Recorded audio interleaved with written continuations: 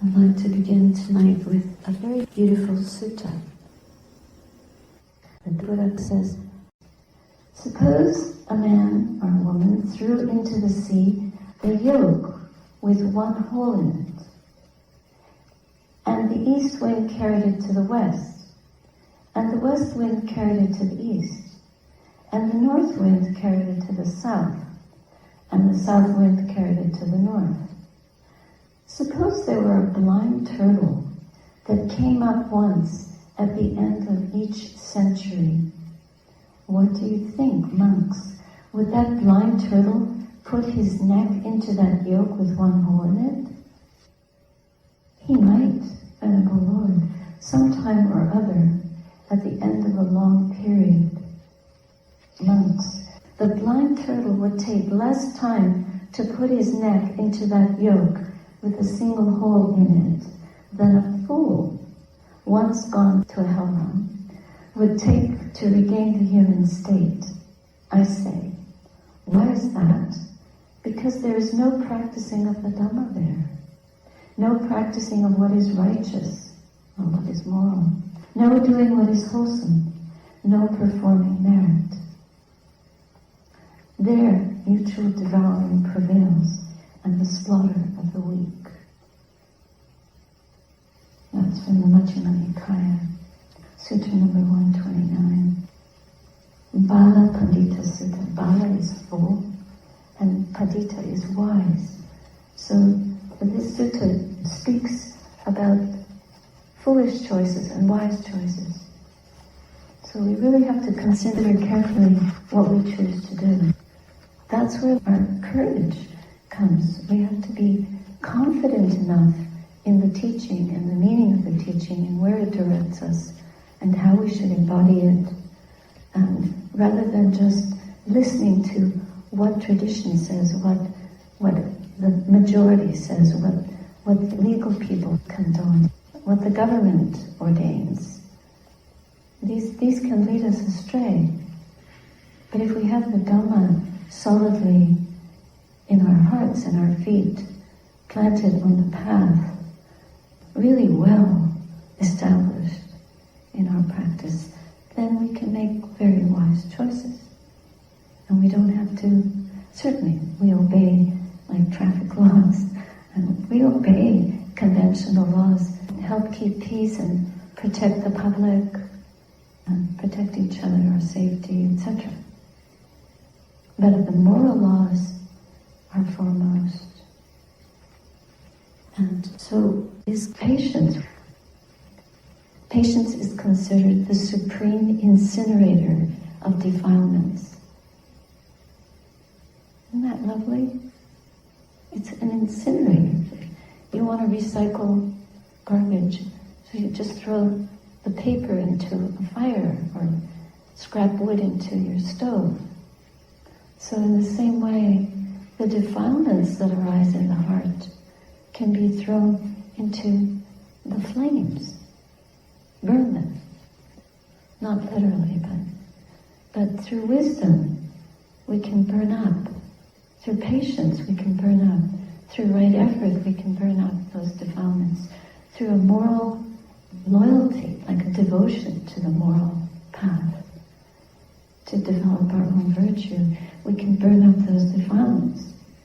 Through loving kindness, we can burn up anger. Through compassion and patience, we can burn up our impatience and our indifference or our hardness of heart, our coldness, our cruelty. Oh, we're not cruel, are we? But yeah, sometimes we can be cruel to ourselves. In our efforts to cultivate the heart, it is forbearance that allows, ensures continuity. That's from Ajahn Chah. So forbearance, patience. If we really want to continue, and this speaks to how patience and how forbearance support the bricks and mortar in our meditation practice. how easy it is for us to evaluate ourselves. Either we think we're doing better than we are, especially if you have a very bright mind and there's a bit of pride, and we get a little glimpse of something that never happened before, and we think, that's it, I'm there. So we have to see the downfall of it. We're not ready to look at the mind. So if we have a lot of pride and think that we know what we're doing, we have to reel back. If you're on a hill and you're trying to go in a high gear, your car will struggle and strain. And the same with your Dhamma vehicle. We could break our spirit and dissipate our energy. We can easily burn out if we do that. And if we're overconfident and we plow ahead thinking this is a breeze, we might hit a wall and then abandon the practice altogether. Can't seem to do it anymore. So we give up. So if you're trying to bring the mind to deeper and deeper places, you have to go gradually. Use reverence. Try to be humble, but also caring and loving towards yourself. That this is something that was taught by a human being, not by a god, not by some supernatural force. A human being, just like all of us are human beings in the human realm. And these instructions, this map of the mind, is meant for our capabilities. Some of us may have a lighter karmic bundle, and it'll unfold more quickly. But there's definitely an unfolding. And one of the Buddha's strong emphasis is it's a gradual training. It's a gradual path. And we need to respect that. However, it's a ladder. You're climbing a ladder. And just like a ladder has many rungs, there are steps on the path. So if you want to assume a meditative posture, mentally, internally, then I will just go over these rungs of the ladder and listen closely. Some of these insights you may have already had, and if you haven't, don't worry. Just so that you know the lay of the land a little bit. I won't go through all of them, but I'll go through some of the basic ones. Just so that you get some confidence and feel, oh, yes, an understanding that this is an evolving, progressive project. And we can move through it very slowly. With gradual movement, there comes strength. Because if you go up the ladder too quickly and you miss a rung, you might topple the whole thing over. Or you might fall and hurt yourself. Or you might get discouraged and give up. So it's really important to pass through every step with firmness and stability. So starting with the knowledge of the mental and the physical aspects of our experience. Because normally people go about life believing that there's the body and there's the brain that is the engine behind whatever's going on, and the intellect drives and directs us. But in fact, as we've been looking and investigating, we see that this body is made up of many elements, and they are in the sphere of materiality. Earth element, air element, water element, fire element, like that. And then the mental element is something more intuitive. The mind is something that we cannot touch.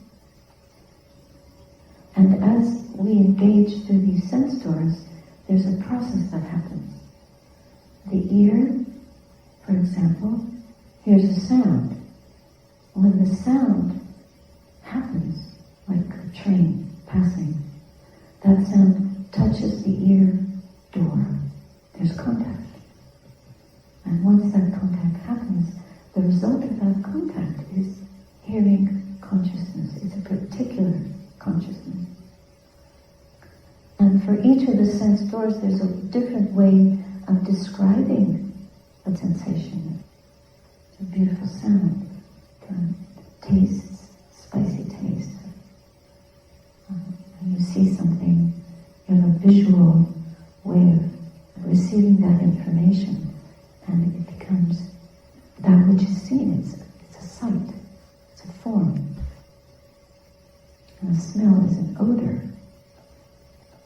So the experiences are quite unique at each sense door. But by thinking, we have thoughts, and these are different kinds of objects. They're internal phenomena. They're not physical, they're mental phenomena. So these are experienced at the level of mind. Also, when the mind is aware of a phenomena, whether it's external or internal, that contact with the mentality that creates a consciousness of that object, the ability to see that object. Then mind can affect the physical experience, the body experience, and the body can affect the mental experience. What the body holds can also affect later ways that the body receives impacts based on its previous impact. Like if there's a tight place in the body and it's impacted, then that tightness might be felt even more strongly by a new impact. Like an injury, I have banged my head a few times, so every time I get another bang, the old injury it's exacerbated. The same with, for example, if we've been frightened as a child, then as we go through life, whenever we come to a fearful situation, we might get more triggered than if we hadn't been so frightened as a child. And this is a very important step in our meditation practice. It's the first rung, the primary sign of enlightenment. It's so important. Just knowing that there are these two fields in which we operate, the mental sphere and the physical sphere, and they are so intrinsically connected. And that's important for our spiritual work, because we wake up to that nuance, that difference. The second insight is into causality, the cause-effect relationship of experience, and how our way of seeing and how our attention to our experiences affect that, have the ability to pervert or distort and condition our experience. How our attention can cleanse or detoxify the distorted ways that we might pick up experiences. Our appropriate attention, our right mindfulness, right way of seeing what is happening in the mind. So when we begin to see, having an intention, having a volitional action in the mind can lead to choosing a certain way of acting. We have a thought, right intention, a wholesome thought, and then we lean over and help someone, or go out of our way to do a kindness. And this leads to good karma. Now we see the cause-effect of that. We can also see the cause-effect of unwholesome volition and unwholesomely attending to the present moment. Not mindful, not developing right intention, and acting in ways that harm. When we see this cause-effect relationship, we see how we begin. Like we notice the breath, the beginning of the breath, and the middle of the breath. We can also see when we're mindfully walking, we might be able to see the beginning of our movement and the middle of the movement, but we may not yet follow through to the ending. This is, however, still very important in terms of cause-effect, because we see how we can condition or decondition what we're doing. Like if we have a mental habit of thinking, obsessively thinking and being unable to stop, and it just keeps rolling along with that. But we can interrupt. We see, what's behind this? What's the cause of this? It could be lack of mindfulness of the beginning of that intrusive train of thought. And before we know it, we're compelled by it, driven by it, and it goes on and on. But as soon as we become mindful of it, the mind is knowing its own habit. So with greater mindfulness and greater attention and stronger intention to turn the mind to the body or the breath, or turning the mind to the stillness, it can be a way of disrupting that unwholesome train of thought. The third insight is the knowledge of mastery. And this is a more clear way of seeing. We see the beginning, but we also see the middle, and we see the ending. In the second insight, we already started to have a glimpse into impermanence, anicca. But with this third insight, our understanding of anicca is strengthened. And we really begin to see how things arise, they subsist for a while, and then they end. They disappear, they vanish. Then they come back, arising and ceasing, arising and ceasing, arising and ceasing. Like the Doshan yesterday, who asked the Master, this arising and vanishing goes on unceasingly. That is true. That was such an important insight. So when we see the cessation, then the reason this is because it teaches us that we can also experience the cessation of our pain, the cessation of our suffering. So these insights are experienced at the 5 sense doors, but most importantly, they're experienced in the mind, not just through seeing, hearing, smelling, tasting, and touching. But when you see the breath, for example, you feel the breath arising and ceasing, but what the breath is teaching us is about impermanence. Now we're really going deeply into the Dhamma.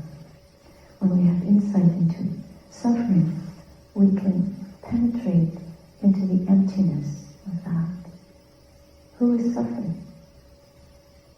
Like Yantu replied to Roshan, who's vanishing? Who's arising and vanishing is it? Whose is it? Who? To whom does it belong? And that was his awakening. The difference between this Dhamma ladder and a ladder that you're using to climb up to a wall, the difference is that these insights, when you go up a traditional ladder, every step is very different. But in the field of Dhamma, these rungs of the ladder, it's a mystical ladder, kind of like a DNA molecule. It's a spiral. It goes around and around and around. So we're actually going around and around and around and around and around. But we're ascending out of the cloud of not knowing. We're ascending out of the fog. So we keep repeating these insights more and more. But because we're ascending out of our defilements and our delusions, we have more clarity about what we're learning. So this insight into anicca is something that we keep on seeing more and more clearly until we see its profundity its totality.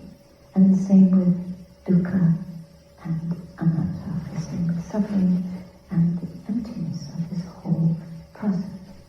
And where is the person? Who is it that owns all of it? No one. But in these primary and very important, very essential stages, we don't know that yet. We don't really know it. We're just getting little glimpses. But they're primordial, and they're without these steps, without these developmental steps, like a small baby. A small baby can walk, but it can only walk a little bit and it falls down. And so here we're walking, we're approaching the path, we're approaching the stream, but we can't go in it yet. We're not fully on the path. We still have a lot to learn. But these are the rudiments of our practice. And the repetition of them, that's why it's so important for us to practice. That's why it's called practice, because it's training. We keep training how to see this, how to understand it, understanding it more. Just like a medical doctor, like a baby has to train to walk. Then it learns to walk more and more. First it has to hold on. Holds the hand and it holds onto a table. Then pretty soon she's on her way. Walking down the highway. Walking across the continent. That's how far you can walk. You can walk so far. We can walk all the way to Nibbana. Well, it's not a place, but just using that metaphor. The fourth insight is a more clear understanding of this arising and ceasing. Now, everything that arises in consciousness, every phenomenon that comes into our mind door, is seen through this arising and ceasing. Impermanence becomes so powerful that we see it all arising and ceasing. And it's the knowing of that, and the knowledge of that is so primary, so in the forefront, that it brings us a lot of joy. Because we have such clarity, and we feel a lot of joy and vibrance in our newfound ability to see things as they truly are. We also see what is the path and what is not the path. So that means our mindfulness has become quite powerful. And if defilements, if there's distraction, if there's unwholesome thought or any thought coming in the mind, we can quickly divert it, drop it, abandon it, easily, effortlessly, and come back to the practice, come back into the insight of this arising and ceasing of phenomena in consciousness. And we're less concerned with, less able to be caught up with the physical dimension of our experience, because the mental dimension has become so joyous, so bright. And we're not judging in this experience. We're not thinking, I'm so good, I'm so good. Nothing like that is coming. So it's a very pure knowing. And according to the silent Pandita, I think this is the Burmese way of seeing it, but this stage, which is called Udayataya Jnana, it actually means the knowledge of arising and ceasing, is considered a baby sotapanna. When you realize this state, you're guaranteed to become a sotapanna, or to reach stream entry, even in this lifetime. And so that's a great encouragement. But there is still more work to do. There's lots more work to do. So we shouldn't get all puffed up. And you might also be thinking that you've seen this arising and vanishing, but you haven't. You may have seen a little bit. And of course, because we're so eager to, yeah, I can do it, we're over eager to achieve. We're overachievers, and we're over eager to be told, or to know that we've made it, we've succeeded. But we have to be very careful in this practice and not go that way. Not jump to conclusions. And come back to the modest way of seeing uncertain. It's uncertain. And there's no grades, there's no diplomas, there's no stars, there's no stripes, there's no special reward except the practice itself. And the truth. We want to know the truth of where we are.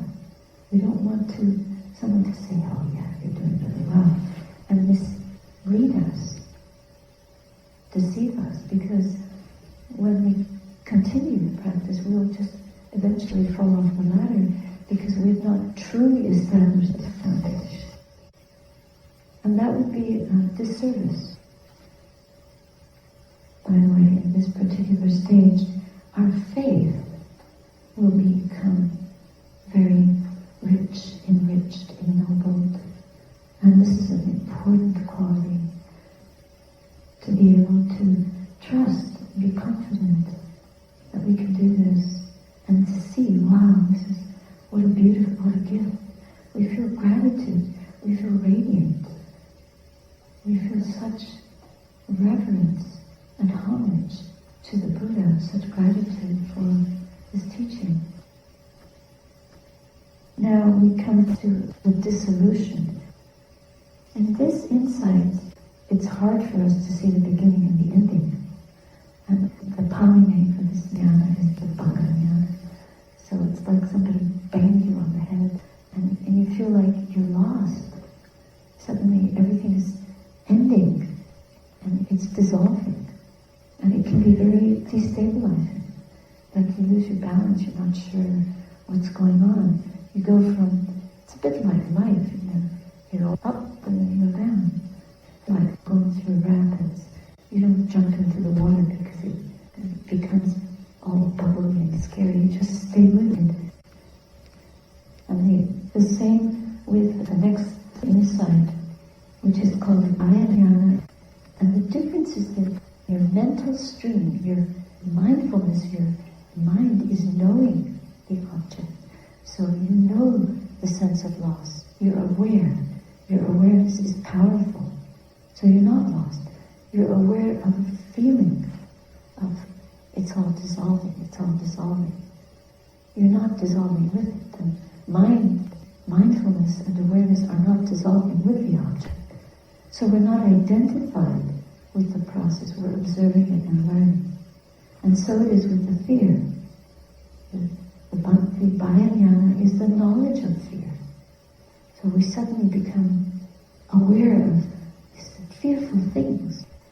So with such fearful aspects of these phenomena.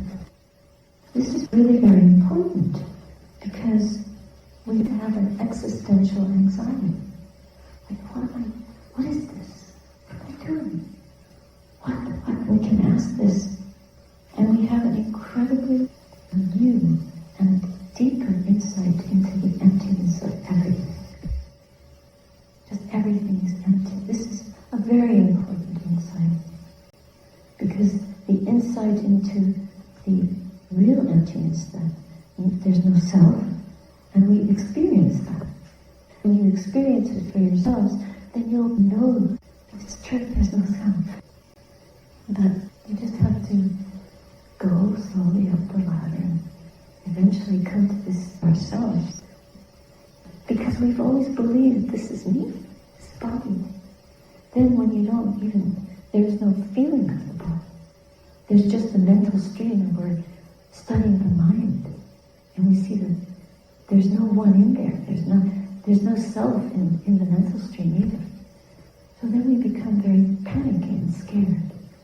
But at least we have the knowledge how fearful it can be to someone. It's like somebody takes you and turns you upside down. And where do you stand? And we have an insight into how this whole experience of life is just nothing but appearances. Everything arising and vanishing. There's no joy in seeing it because we feel like we've been fooled. And that's quite frightening. Like, now we're beginning to see things exactly as they are. Even in the Udayana, we were seeing things exactly as they are, but we didn't know the extent of it because there's such a freedom in being able to see that. So at first we get the joy of that freedom. Now we see the consequences of it. Like, okay, what do I do with this knowledge? And so it gets deeper and deeper. And we realize that we're not in control of anything. Nothing. Not our life, not our bodies, not even the mind. It's just spewing out this phenomenon that are arising and ceasing. So we no longer believe in them and take refuge in them. That's very important. But when we think about our life, it feels, we can even get very sad in this state. And then, from this comes a very important insight. All of these insights are important. The adinava jnana, knowledge of the disadvantages of all these phenomena. If we can't control anything, and it's all just arising and ceasing and ending, then there's no pleasure to be had. So we see the disadvantages of the world that is always trying to gratify us at the five sense doors of the mind. And we have a stronger and stronger experience of the anicca, the dukkha, and the anatta. These three characteristics, which now everything is kind of tattooed with that. Every single experience in the world becomes impermanent, unsatisfactory, and empty of any self.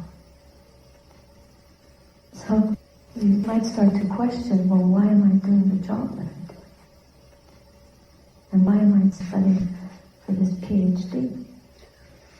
And why do I go to parties? Why do I watch movies?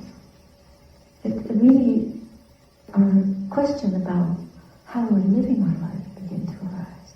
We start to see the danger of some of our choices and the disadvantages. And we begin to contemplate that. And then, as we have more and more knowledge of that, we begin to feel disenchantment with the world. This disenchantment, weariness, a sense of, I have to make choices, a sense of change. This is a big change. Just like everything is changing, our heart is being opened to a very profound truth. And we want to align ourselves with that. So we feel a real weariness towards worldly things. And this is actually an important point from which, if we get to this point, we should not despair. Because it is from this kind of weariness with the world that our energy can rise more quickly and more freely towards Nibbana. Because we're really renouncing the world. And now we start to be uncertain about our ability. This is muchitu kamyata jnana. It's so overwhelming. This new knowledge is so shattering that we go through a little dip. Some people get scared. They actually feel like they can't practice anymore. It's too frightening because we've spent how many years committed to a certain way of being, and suddenly it's turned on its head and we have all this insight into how things really are.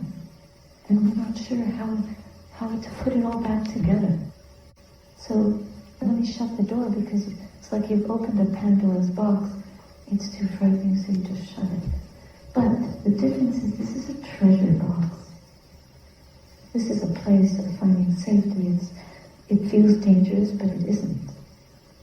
And then it's important to have a guide or a spiritual friend who's been there and done that and knows, and who can say, just keep going. Go sit by the river, by the lake, and watch the birds. Don't give up, because you're actually getting closer and closer to very important insight. It's called Patisankhanyana. And this is a deep, deep longing for liberation. And we see that we're enchained, we're slaves to worldly aims and values and to our desire mind. We are slaves to it. We've signed on the dotted line. We've signed our life away to some work or a kind of profession. But what we're really longing for is nibbana, knowledge. So we keep practicing, we see more and more into the light of the mind. Now we're ascending more and more deeply, going deeply into the Dhamma. And then suddenly the mind opens up into this oceanic vista, Sankaropekanyana. And this insight, it's the equanimity with all activity of the mind, absolute equanimity. The mind is seeing landscape after landscape after landscape, off into infinity. It's endless, it never stops, but it doesn't trouble us. We're just so aware. Our awareness is expansive, boundless awareness, very sharp, clear, a deep clarity, deeply present, like very stable awareness, not body awareness, just knowing the mind element, knowing the mind, knowing the mind, knowing the mind. And the mind keeps having these, instead of memories or particular objects appearing, they're just those screensavers that give you these pleasant lights coming and going. And they're supposed to save the screen. But this is the mental screen. And if we keep, it's true, if we keep watching these equanimous waves in the mind, they're just waves which take no particular shape, because we're weary of the world. And we've left all those shapes behind, so there's no particular activity except the purity of the mind. That's what we begin to see. We see more and more into the light of the mind, the purity of it. And it feels so peaceful. It's very, very peaceful, very tranquil, very calm, and very even. And that will develop and develop and develop. And it will develop for each person in a different way. And this is a kind of insight that leads to the culmination of our insights. So, if any of these insights have been experienced by you, don't make an assumption. It's nice to know if you climb up the ladder. You want to know that you're on it, right? Otherwise you have to go right back to the bottom and start again. And in some cases we do have to do that. But just to know the lay of the land a little bit, and that this is possible for us. And the most important thing is to be patient with it. Not to jump ahead. There's no skipping grades in this. You have to go through every step gradually, and it's a gradual unfolding, and as a matter of fact, it's a natural unfolding. There's nothing unnatural about this. This is nature. This is the natural cleansing of the mental element, the mind element, the cleansing of it, purifying it, to such a degree that we can sit for a very long time undisturbed with this pure awareness. So there are interviews today.